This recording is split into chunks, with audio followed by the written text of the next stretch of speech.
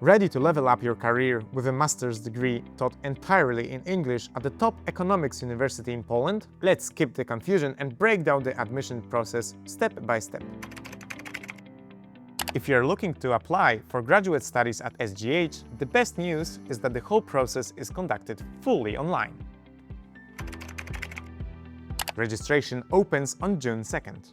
This is when you create your account, fill in your details, and upload a fresh ID photo for your new student card. Your actual application window for graduate programs officially kicks off on June 9th. Join the appropriate enrollment, choose your desired programs, rank them by priority,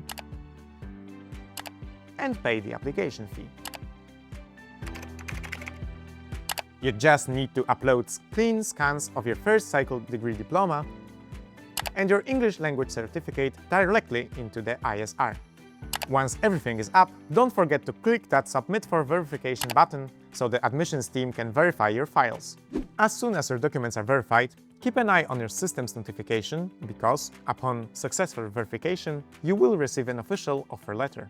To accept it, fill out the extra forms right inside the ISR, upload your signed application form, and send it back for a final check. Your official admission decision is secured.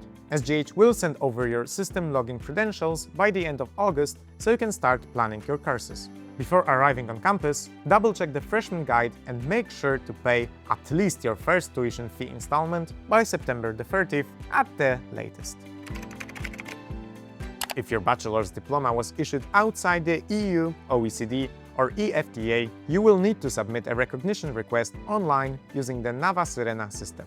You can skip this entirely if your home country has a mutual degree recognition agreement with Poland. Once you make it to Warsaw, simply bring your official documents to the admissions office and you're officially ready to go.